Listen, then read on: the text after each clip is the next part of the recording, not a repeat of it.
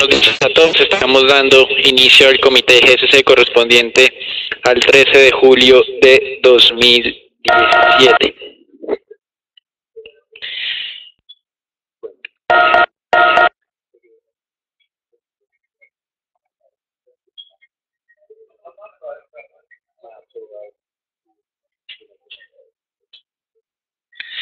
En relación a los datos económicos, en Europa fueron publicados indicadores de inflación. En Alemania el dato se mantuvo estable en 1.6%, en Francia en 0.7%, en España en 1.5%. En relación a Estados Unidos, se publicó el dato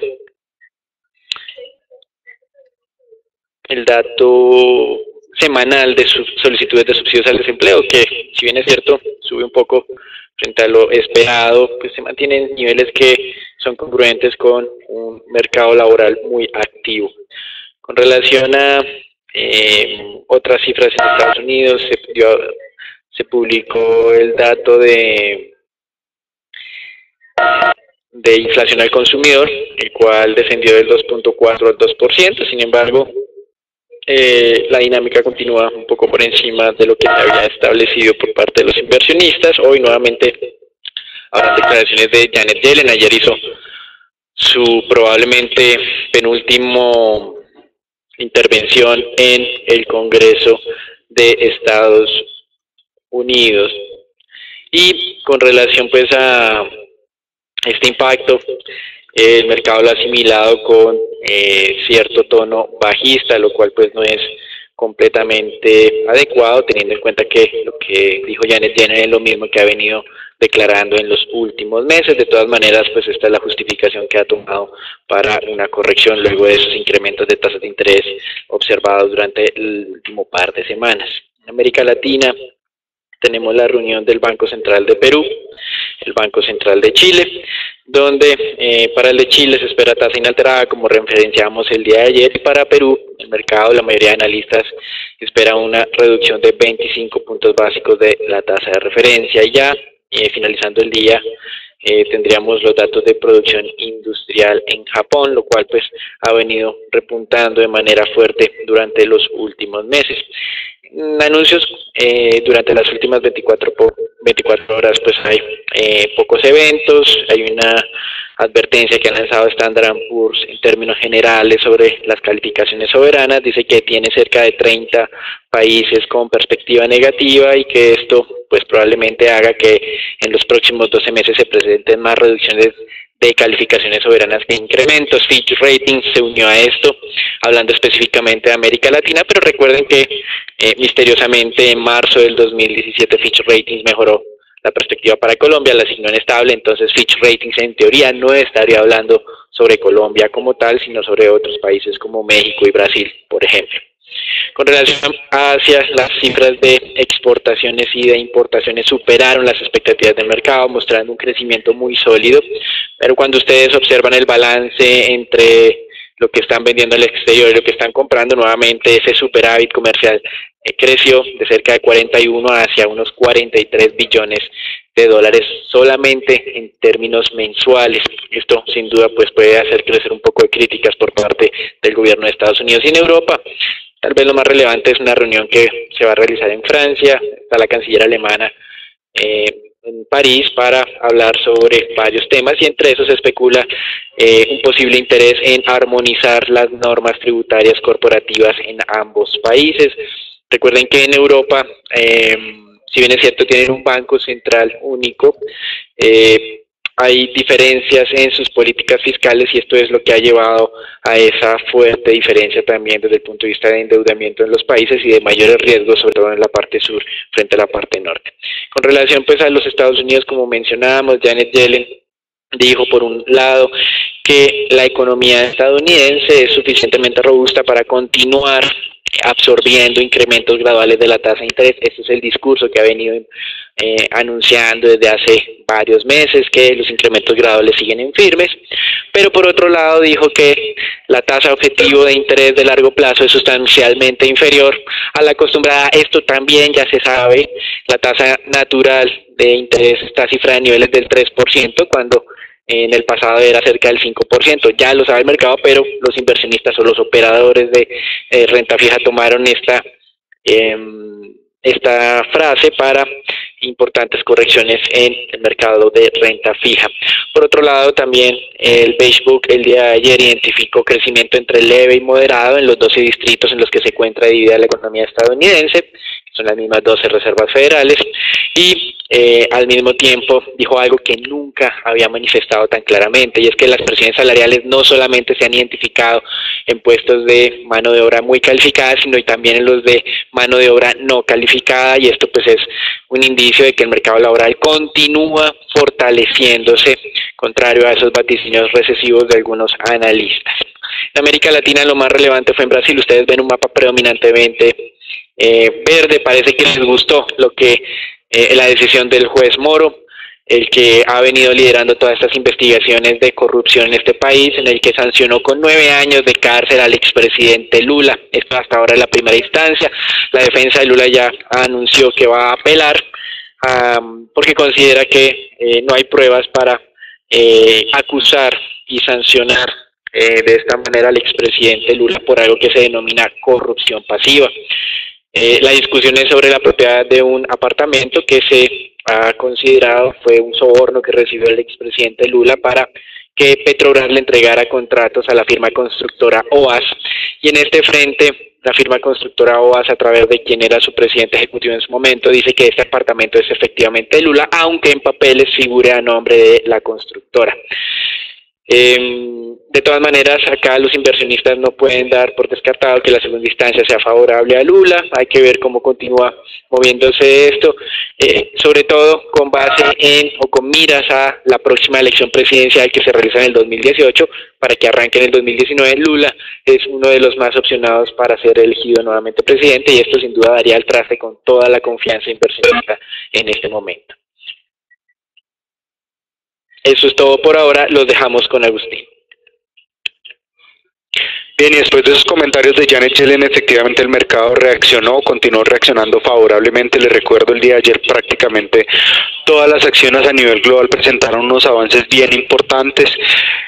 De manera general, los inversionistas pues estaban hablando esta mañana del avance tan significativo que estaba presentando el índice global MSCI, que estaba alcanzando niveles máximos históricos. Ustedes pueden observar en esta gráfica cómo los 470 puntos prácticamente han sido alcanzados en este índice, que refleja el comportamiento general del mercado global de acciones, donde se destacan entonces los comportamientos o los desempeños mejor de los sectores de telecomunicaciones y el sector financiero, que han sido dos grupos que han venido liderando los avances en las inversiones en acciones durante este año, junto con el sector tecnológico.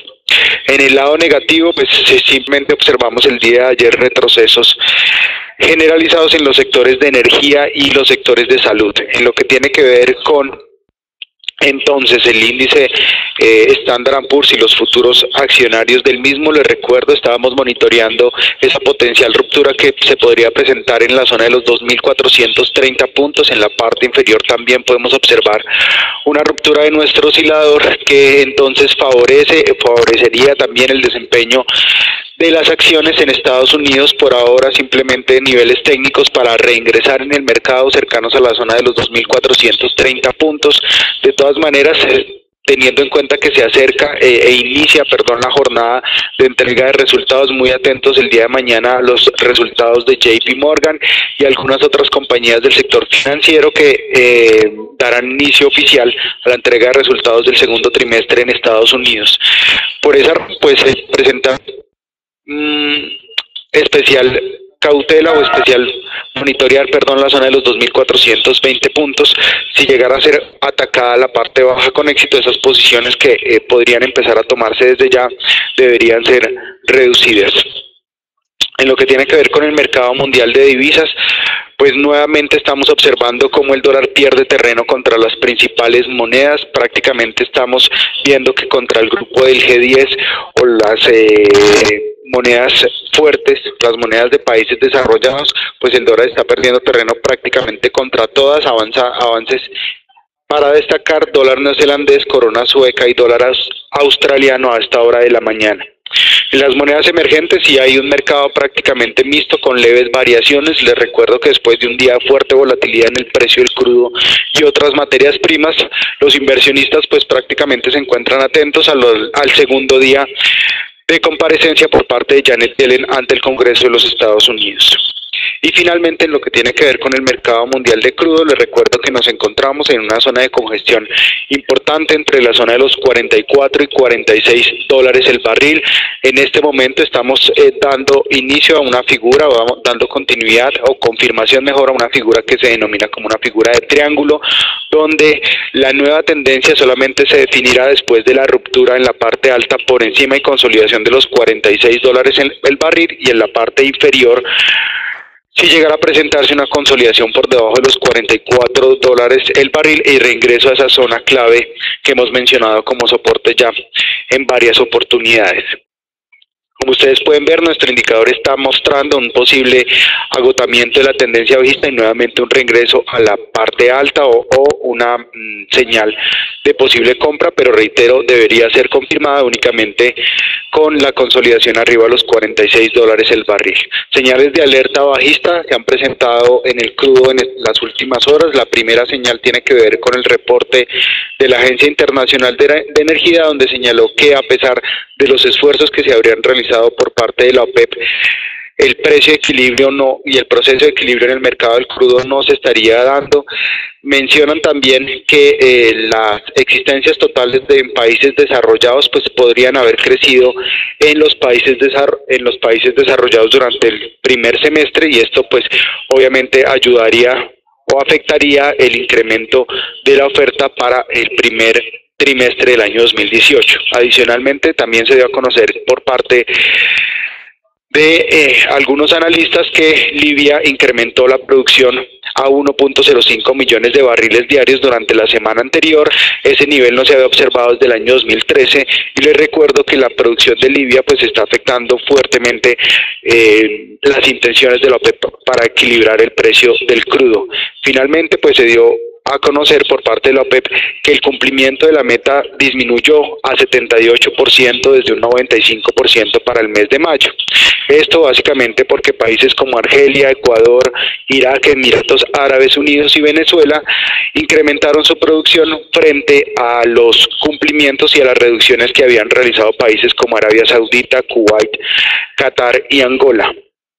Desafortunadamente, pues estos mayores incrementos en la producción de los países que mencioné anteriormente no han sido tomados tan favorablemente como lo esperaría el mercado. Manifestamos previamente, las declaraciones de Yellen fueron aprovechadas para una leve corrección en los mercados de renta fija, especialmente pues hubo descensos cercanos a unos 4 o 5 puntos básicos en los mercados de referencia. Hoy amanecimos con las tasas de los tesoros a 10 años en niveles cercanos al 2.31%, cuando ayer en el peor momento alcanzaron niveles de 2.38, 2.36%. Como manifestamos previamente en nuestro concepto, las declaraciones de Yellen no son muy diferentes a lo que se mencionaba en las últimas semanas, pero pues el mercado actúa a veces así, toma algunas justificaciones para hacer este tipo de corrección. Interesante en Europa también ver los avances de los títulos franceses y alemanes, y hoy esa reunión es muy interesante, intentando reducir las divergencias desde el punto de vista de gestión fiscal entre las dos principales economías de la región, Alemania y Francia, y esto desde nuestro punto de vista es muy positivo, porque en la medida que se cierren estas brechas se va a lograr una estabilidad mayor en la moneda única, mientras mantengamos esas divergencias, especialmente con la zona sur, Italia, Grecia, Portugal, España, pues vamos a tener las dudas persistentes sobre la sostenibilidad de esta moneda. Eso es hasta aquí más bien, lo que es el reporte internacional. Damos entrada al reporte Colombia, donde nuevamente no hay anuncios de relevancia desde el punto de vista macroeconómico, sí declaraciones del ministro de Hacienda luego de la advertencia de Fitch Ratings del día de ayer, de que va a hacer todo lo posible para comprometerse con el control del gasto. Esto anunció que el presupuesto del 2018 será austero nuevamente, pero pues desde el punto de vista de cifras económicas continuamos como el peso de la deuda frente al PIB continúa continúa creciendo. El peso de la deuda bruta ya está a niveles cercanos al 50%, como lo resaltó Fitch, que son 10% más alto que sus pares en AAA. Sin embargo, pues sin duda esto ha generado grandes críticas, teniendo en cuenta que países con mejores calificaciones tienen peso de la deuda cercano al 100% del PIB. La razón para que Colombia no tenga un tratamiento igual, pues sin duda es el tema de la fortaleza institucional y sobre todo el tema de la facilidad que tiene el gobierno para incrementar su recaudo tributario ante situaciones de estrés. Esto es aparentemente muy sencillo o relativamente más sencillo para economías desarrolladas que para lo que tiene Colombia, donde el recaudo frente al PIB es cercano al 15% o a veces inferior. Eso es todo por ahora, los dejamos con Natalia en los anuncios corporativos. Buen día para todos. El día de hoy tenemos varios anuncios de carácter corporativo. El primero de ellos en relación a ISA. En la jornada de hoy, la misma anunció que la Unidad de Planeación Minera Energética, la UME, adjudicó un proyecto que garantiza entonces la transmisión de la costa atlántica. Después de participar entonces en una convocatoria pública abierta, ganó ISA el diseño, construcción y operación y mantenimiento de las líneas de transmisión COPEI Cuestecitas y COPEI Fundación en la costa atlántica. Con este proyecto, la compañía entonces recibirá ingresos anuales por 18,2 millones de dólares, pero esto sería solamente cuando sea puesto en operación todo el proyecto y esta fecha está estimada para el 30 de noviembre del 2020. Sumado a esto, con este nuevo proyecto se permitirá entonces la conexión de las futuras centrales de generación solar y eólica en las que está incursionando ISA actualmente. Pasando con otra noticia corporativa, el día de ayer Fitch Ratings confirmó la calificación de Grupo Argos. El día de ayer afirmó la calificación de AA+ y de F1+ para las calificaciones nacionales de largo y corto plazo. La perspectiva la mantuvo en estable y como lo expresó la calificadora, esto refleja entonces lo que es la calidad crediticia del portafolio de inversiones, el desempeño que ha tenido la empresa y la diversificación que tiene en el flujo de dividendos recibidos. Lo que dice Fitch es que mantiene la expectativa en estable, dado que la empresa podría empezar a reducir los niveles de deuda en el corto y el mediano plazo, pero esto estaría directamente relacionado con el flujo de dividendos recibidos en efectivo que espera recibir la compañía y el desempeño mismo de la acción. Y finalmente tenemos una noticia de Ecopetrol, donde los accionistas de la Junta Directiva aprobó entonces la creación de una nueva subsidiaria en México, luego de la reciente adjudicación que ya habíamos mencionado en los contratos de exploración y extracción en México. Se crearía entonces una nueva subsidiaria de las dos filiales que tiene Ecopetrol, una de ellas en España, que tendría entonces el 99% del capital accionario, y la segunda de ellas en Estados Unidos, que tendría tan solo el 1% de la participación en esta nueva subsidiaria. La misma entraría entonces tendría a cargo lo que es la ejecución de los contratos todos en México y sería la misma reciente para los recientes adjudicados bloques 6 y 8 de la ronda 2.1 que ya habíamos discutido en los comités previos. Pasando ahora con el análisis técnico del mercado local, el índice Colcap tuvo una jornada bastante positiva con un avance del 1,04%. Como vemos, nuestro indicador marcó una explosión de volatilidad y lleva entonces, se está acercando a un 4% de valorización desde que anunció el cambio de tendencia al alza y se está acercando entonces al primer objetivo que ya hemos mencionado en 2.500 puntos. Pasando con el análisis de la acción de Cementos Argos, la misma tuvo una variación del 0,69%, cerrando sobre los 11.740. Como vemos, después de tener dos señales sucesivas de posible agotamiento, vemos un debilitamiento entonces en el movimiento que podría encaminarse a al primer soporte que está sobre los 11.500 dentro de este triángulo que se está formando y se ha ido formando durante el año, y un triángulo bajista que podría entonces fundamentar lo que es la tendencia bajista sobre el emisor. Y finalmente la acción de Grupo Sura cerró sobre los 41.060 pesos. Como vemos, mantiene esta tendencia positiva cuya pendiente se ha pronunciado aún más en las últimas jornadas. Veríamos entonces que la siguiente resistencia dada por Fibonacci estaría sobre los 42.780 pesos, pero es un nivel que no ha alcanzado la acción desde el 2015 y que por el momento tendríamos que ver entonces si esta fuerza con la que ha iniciado el movimiento al alza continúa en las próximas jornadas.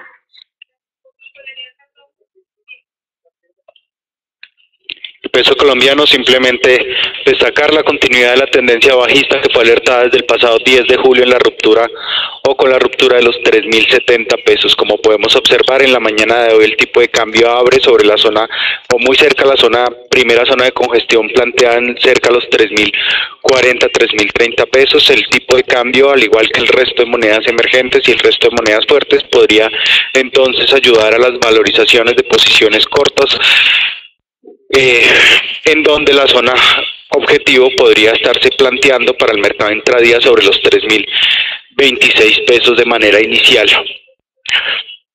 Philip. Buenos días a todos. En el mercado de TES vemos cómo estamos otra vez en la parte baja del rango de negociación al 6.36. La zona de compra estipulada desde hace 3 días entre el 6.47 y el 6.50 ha sido exitosa. Hoy creemos que tiene la fuerza suficiente para romper ese nivel del 6.36 e ir ya a empezar a buscar los niveles abajo del 32 y el 26-25, que es la zona planteada de toma de utilidades. El mercado ayer digirió de buena manera la subasta. Recordar que la subasta solamente fue por 600.000 millones, la rebajaron en 100.000 millones de ahora en adelante. Al ver la coyuntura un poco negativa que estaba sufriendo el mercado de TES, el Ministerio de Hacienda y Crédito Público empezó a rebajar las subastas. Por eso no vamos con subastas no hasta octubre como estaba planteado, sino hasta noviembre, para poder cubrir ese faltante que va a quedar semana a semana. Resultados de la subasta ayer: los papeles con vencimiento del 2022 al 2026 al 6.76.9 y los del 2032 al 7.23.5, con un buen volumen en los 26, 216.000, y un bid to cover en la subasta de 2.95. Esto relajó un poco el mercado, igual creyendo que el movimiento alcista está más que extendido, y seguimos recomendando compras, sobre todo en la ruptura del 6.36, para ir a buscar rápidamente la zona del 6.25. Quiero desearles a todos un excelente participar en nuestro comité.